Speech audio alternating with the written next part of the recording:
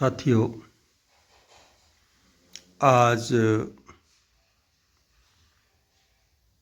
आपको प्राय हम सुनते रहते हैं कि ट्यूबवेल का पानी खेती के लिए उपयुक्त है या नहीं। इसका मापदंड क्या है? पानी की TDS, pH, EC, ये अगर सही मात्रा में है तो पानी सिंचाई योग्य है और फसल उसमें हो सकती है। इस संबंध में मैं आपको पूरी जानकारी दूंगा। आप ध्यान से सुनना। और मेरे YouTube चैनल है जो सुहाना सफ़र, इसमें मैं कई प्रकार के जानकारी देता रहता हूँ, शिक्षा के बारे में भी और फसलों के बारे में भी, किसान के संबंध में भी जानकारी देता रहता हूँ।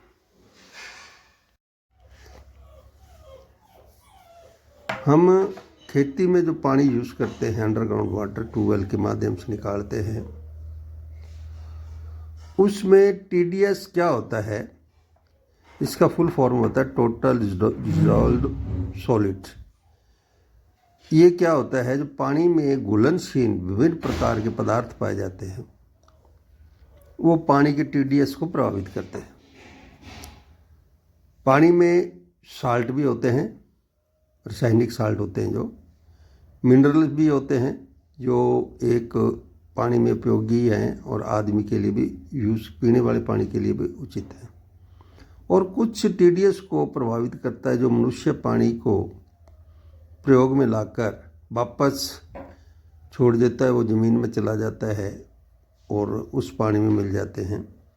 जैसे आजकल फैक्ट्रियों का गंदा पानी भी भरा पड़ा है जगह जगह, वो पानी भी नीचे जाता है। पेस्टिसाइड्स भी जाते हैं, हर्बिसाइड भी जाते हैं, साबुन आदि सर्फ, उसमें सब घुलनशील हो जाते हैं। ये हमारे जो पानी है उसके TDS को प्रभावित करते हैं। पानी में pH भी एक पदार्थ होता है जिसे पावर ऑफ हाइड्रोजन कहते हैं, तो ये भी पानी में उपयुक्त हो तब पानी खेती योग्य होता है। EC इलेक्ट्रिक कंडीशनर, जिसे विद्युत चालकता भी कहते हैं, ये भी पानी में पाया जाता है। ये भी उपयुक्त मात्रा में होना चाहिए। खेती में जब हम पानी यूज़ करते हैं, आजकल इसके नापने के लिए यंत्र भी उपलब्ध हैं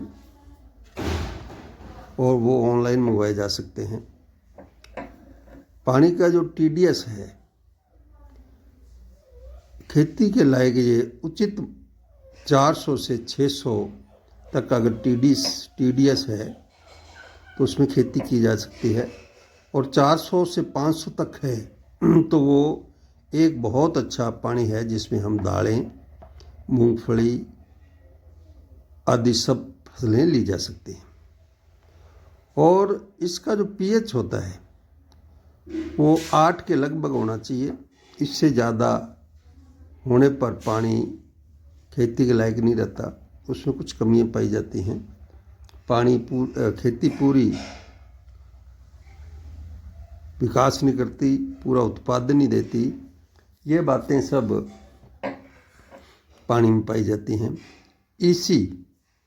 EC जो है विद्युत चालकता, ज़मीन में भी होती है EC, pH ज़मीन में भी होता है, EC भी होता है। और ये चीज़ें जो हैं, EC 1 से कम होने पर पानी बहुत ही उपयुक्त होता है और इसको हम खेती के लायक समझते हैं। इसी प्रकार ज़मीन में भी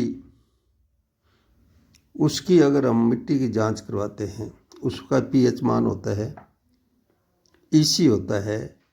EC क्या होते हैं? जो हमारे लवण हैं वो ज़मीन में घुलनशीन ज़मीन में पड़े हैं, अगर वो अधिक मात्रा में हो जाएं, जो उसकी नियमित मात्रा है, उचित मात्रा है ज़मीन में, अगर ईसी हमारा 1 से 2 तक तो बहुत उपयुक्त है, और 2 से 4 तक भी काम चला हुआ, और 4 से ज़्यादा अगर ईसी पाया जाता है तो ज़मीन उपजाऊ नहीं रहती, उसमें सोरा दिखने लग जाता है, उसके ऊपर सफ़ेद परत जम जाती है, खेती के लायक नहीं होती। उसको कम करने के लिए वैज्ञानिकों ने विभिन्न उपाय बताए गए हैं। उसके बारे में हम आपको अगली कड़ी में बताएंगे। और जो पानी हमारा है, इसकी जांच करना अति आवश्यक है, ताकि हम फसलें सही तरीके से ले सकें। इसको नापने का आजकल यंत्र भी आ गया, जो ऑनलाइन मंगवाया जा सकता है, ज़्यादा महंगा नहीं है, वो 1000-1500 के अंदर आ जाता है। और जब हम अपना ट्यूबवेल चलाते हैं, उसको कम से कम आधा पौना घंटा चलने के बाद पानी ले लें, और उसकी ये तीनों चीज़ें जांच करें, पीएच भी करें, जो लगभग 8 के आसपास है तो हमारा पानी बिल्कुल सही है। और ईसी है जो, वो 1 से लेकर 4 तक है तो उपयुक्त है, और टीडीएस 4 से 5 तक 500 तक है तो बहुत आलीशान पानी है, और 4 से 600 तक है वो भी खेती की जा सकती है। ये चीज़ें हमें ध्यान में रखनी हैं, ताकि हम खेती घाटे का सौदा न रहकर एक अच्छा बिजनेस के रूप में एक लाभदायक खेती कर सकें। धन्यवाद। आपका साथी मलकीत सिंह, 281 हेड। इस मेरे यूट्यूब चैनल को लाइक करें, सब्सक्राइब करें, शेयर करें, ताकि ज़्यादा से ज़्यादा लोगों तक ये जानकारी पहुंच सके, और मैं जब भी कोई वीडियो डालूं तो आपको नोटिफिकेशन तुरंत मिले और आप देख सकें। धन्यवाद।